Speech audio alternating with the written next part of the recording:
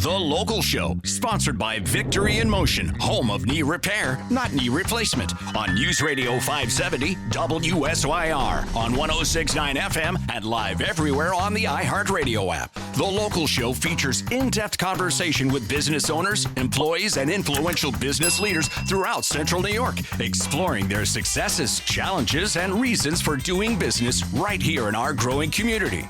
The Local Show is produced locally by Zoe Advertising. Now your hosts, Tom and Steve. At The Local Show in full swing. We've been talking with Michelle Malara, CNY Multi-Area Director of Fellowship of Christian Athletes. And you said you were Italian, and I believe you still are, right? That doesn't go away. So tell me, did you have the scungile and the sauce and everything for Christmas?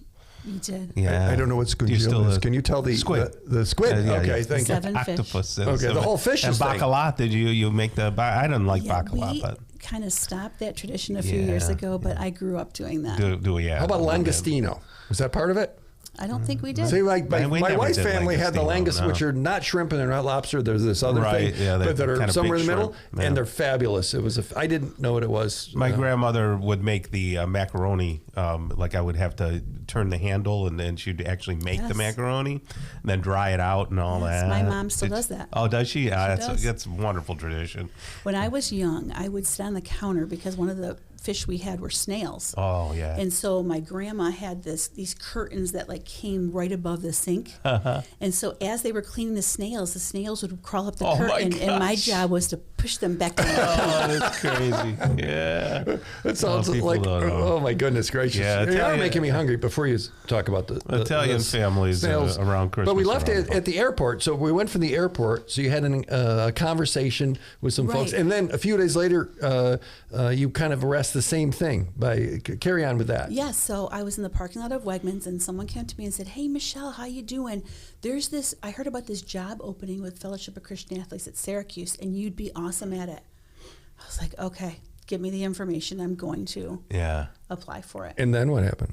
And then I went through the process, which was pretty lengthy, and I got the position, and it was one of the best decisions I've ever made. And that was 9 years ago or a while ago? 2016. Okay. So this is out of this Fellowship of Christian Athletes is out of Syracuse University. It is not. It is a nationwide, worldwide organization. All right. And it's helping athletes use their platform to share Jesus, and also helping athletes in a very difficult time of their life because they are under a lot of pressure. Yeah, absolutely. Their identity is attached to what they do and not who they are.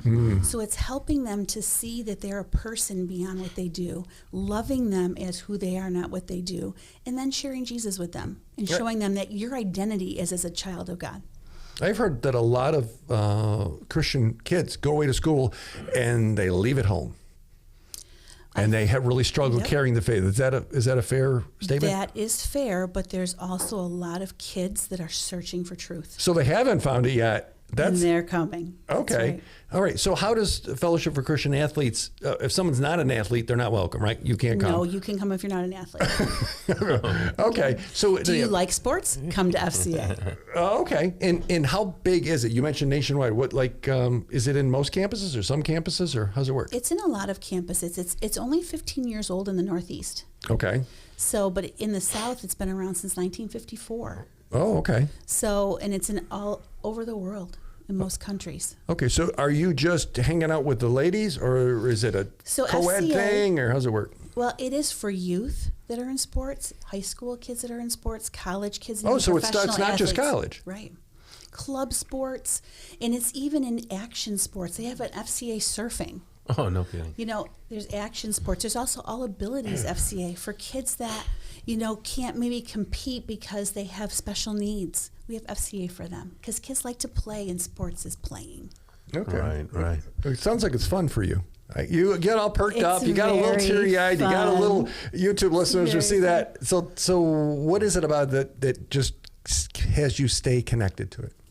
I feel like it's, and we're thinking about Christmas, right? And Yeah. we think about the whole theme of Christmas is that God came down and was present with us, right? And He's with us. And FCA kind of mirrors that because we're present with these athletes. If we're on a college campus, we're on the field with them. We're on the court with them.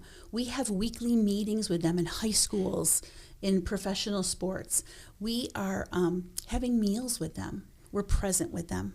Do you have service? We do once a week. So, like, for instance, at Syracuse University, Hendricks Chapel, you go we up there? don't. We have no. it in the sports area. So, whether it's at Mello Center or in one of the Right. like the girls' lacrosse rooms. Do you have a pastor or something? Or? We have a campus director that's there, but it's mostly student led. So the students do most of the work, but we meet once a week because they can't get to a church service. They're either playing on a Sunday or they have practice. It's like 8:15 on a Monday night. Oh, wow. But that's when they're free. Yeah, right. We feed them, and then they have, some type of devotional and some kind of discussion. Now, Cornell has one as well, Ithaca College, SUNY Cortland. I mean, it's growing. It's All growing. right. So my area, as a multi-area director, I have 13 counties from way up north down to Broome County. Is there anything? Do you know if there's anything at Morrisville or no? We're starting one at Morris. The football team at Morrisville has one. Okay. Well, their So- quarterback is a dear friend. So we would our like friend's to- son is the quarterback out there. That's really so, cool. And he's loving the Lord and living it out loud. So that's brand new out there. Yeah, so we're trying to get it. There's a lot of different ways that we have to get into the schools. Like the students have to make it a formal club and mostly student directed. Okay. So All right. we're working on Morrisville to make it something that's multi-sport. Yeah, no. So this time of year, does Christmas, what is Christmas to students and to you maybe personally? I think Christmas is joyful for a lot of people and it's heavy for a lot of people. It's heavy for college kids that are playing winter sports because they don't get to go home. Oh, You know? I never thought about that.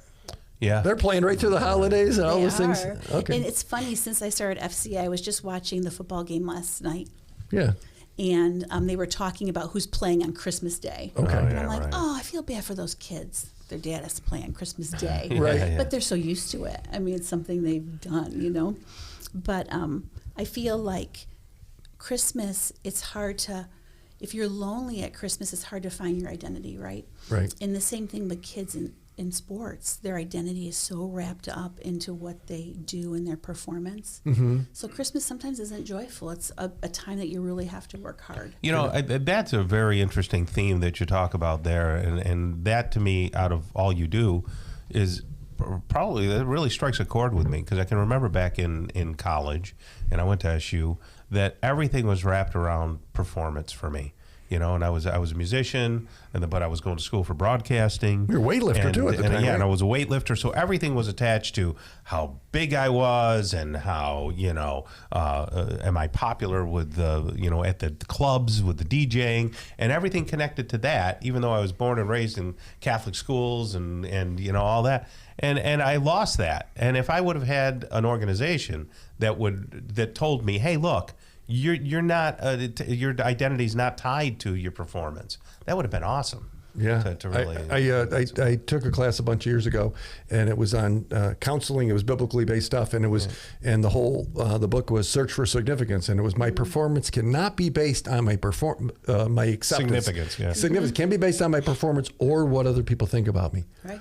So what's left? Yeah. Well, Christ. That's right. What did Okay, Jesus say because about you? unconditional love. Because some days I do better than others, but I love that you're pouring that into the youth. I think that's exciting, and obviously you're called to do that because you're just like boom. So perk out the lid up. should we tell everybody how to sign up, or can people sign up Contribute, or with how you, they get how involved? they That's a get great involved question. with you? Well, they can get a hold of me, and my email address is mmalara@fca.org. There we go. So they can get a hold of me. Yeah, because we're looking for volunteers. We even need people to bake cookies and cook meals for these college kids. Nice. They come for the food, and they get Jesus. Okay. Ah, Wow. nice. Because they want a home cooked meal. Okay, well, you just hired my mom, my 92-year-old mom. Now she'll hear this and she'll do it. So thank you so much, Michelle from Fellowship for Christian Athletes. Merry Christmas and thanks for joining You're us. welcome. Merry Christmas.